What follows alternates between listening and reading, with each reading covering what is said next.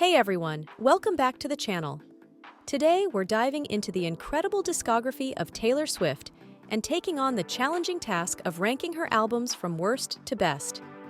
Now, we all know that every Taylor Swift album is a gem in its own right, reflecting her evolution as an artist and storyteller. From her country roots to her pop anthems and introspective indie folk, Taylor's versatility and talent shine through in each project. But for the sake of fun and friendly debate, we're going to attempt to rank them all. So grab your favorite Taylor Swift merch, get cozy, and join us as we journey through the musical eras of one of the most influential artists of our time. Let's get started. Number 11. Evermore. Coming in at number 11 is Evermore. As the sister album to Folklore, it continues the indie folk and alternative rock sound. Tracks like Willow and Champagne Problems highlight her storytelling prowess, making it a standout in her discography. Number 10. Taylor Swift. Kicking off our list at number 10 is Taylor's debut, self-titled album, Taylor Swift. Released in 2006, this album marked her entry into the music industry with a strong country vibe. While it laid the foundation for her career, it's clear that her sound and songwriting have matured significantly since then. Number 9. Fearless. Next up at number 9 is Fearless. Although it gave us hits like Love Story and You Belong With Me, which solidified her status as a country pop superstar, compared to her later work, it feels a bit less refined. However, it's still a fan favorite for its nostalgic value. It's important to acknowledge that Fearless remains a beloved and significant album in Taylor Swift's discography. It played a crucial role in her rise to fame and established her as a talented songwriter and performer. For many fans, Fearless holds a nostalgic charm and represents a formative period in Taylor's career. Its success and impact are undeniable, even if some listeners consider her later works to be more sophisticated and mature. Number 8. Speak Now. At number 8, we have Speak Now. This album showcased Taylor's growth as a songwriter, with every track penned solely by her. Songs like Back to December and Mine are standout tracks, but overall, it lacks the cohesion and polish of her later albums. This is in our 8th spot because, while the album features Taylor's lyrical strengths and storytelling, some critics felt that the production could be inconsistent. Certain tracks have a more polished, pop-oriented sound, while others retain a more traditional country feel, leading to a slightly uneven listening experience. Number 7. Lover. Coming in at number 7 is Lover. This album is a colorful celebration of love and life, featuring upbeat tracks like Me and heartfelt ballads like Lover.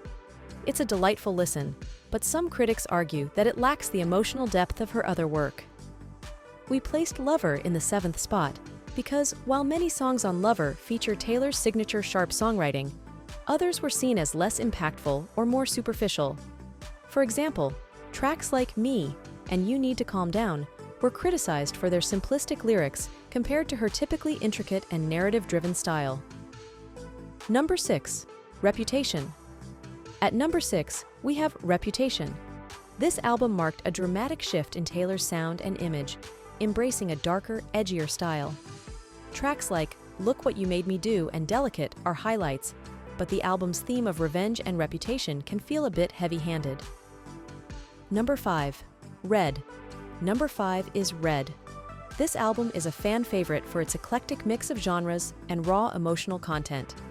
Songs like All Too Well and I Knew You Were Trouble show Taylor's ability to blend pop, country, and rock seamlessly. It's a pivotal album in her transition from country to pop. In summary, Red is such a good album because it showcases Taylor Swift's lyrical and musical growth, her willingness to experiment with different genres, and her ability to connect with listeners on a deep emotional level. Its critical and commercial success, coupled with its diverse sound and iconic songs, make it a standout album in her discography. Number 4. Midnights. Coming in at number 4 is Midnights. The album is themed around sleepless nights and the thoughts that keep one awake. Each song represents different stories or emotions experienced during these midnight hours, making it a deeply introspective and personal album. In summary, Midnights is a standout album because of its cohesive concept, refined musical style, introspective lyrics, and strategic release. Taylor Swift's ability to blend personal vulnerability with universal themes, combined with high-quality production and effective marketing, made Midnights a significant and memorable addition to her discography. Number 3. Folklore. At number 3, we have Folklore. This album was a surprise release that showcased Taylor's indie folk side. With minimalistic production and intricate storytelling, songs like Cardigan and Exile, featuring Bon Iver, Folklore is a masterclass in songwriting.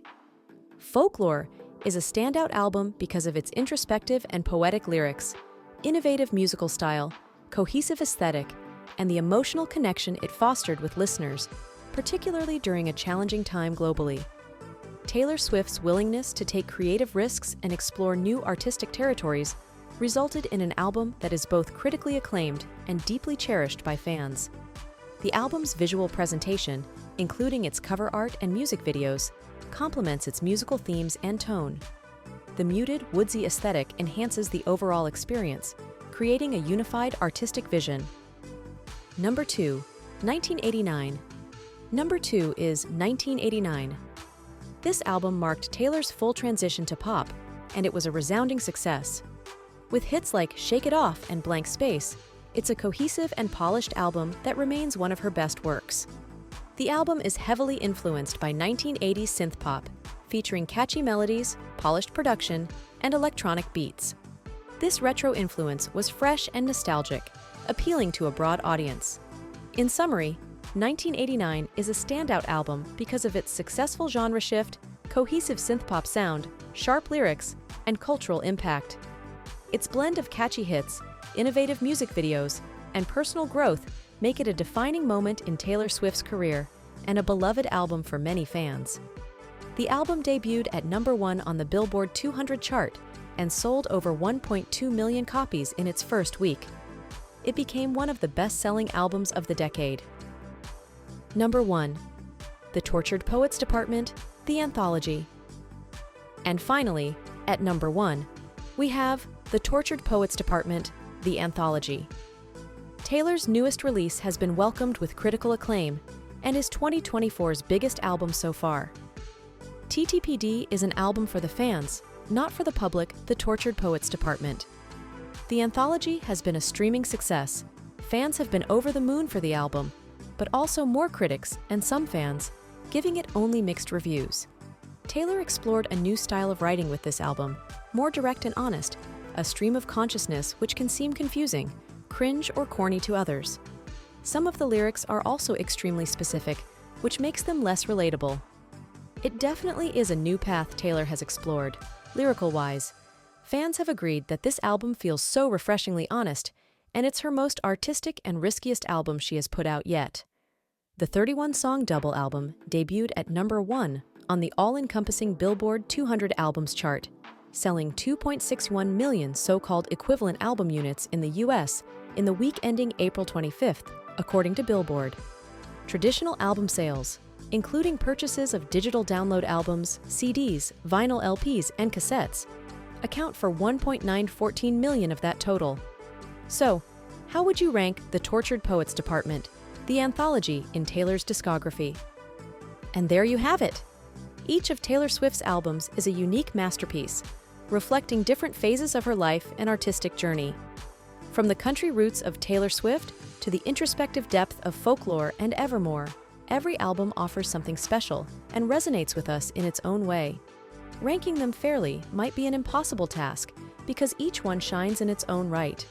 Whether you're dancing to the pop anthems of 1989, feeling the emotional roller coaster of Red, or getting lost in the stories of Speak Now, there's something for everyone in Taylor's diverse discography. We all know that being a Swiftie is like being a part of a musical family.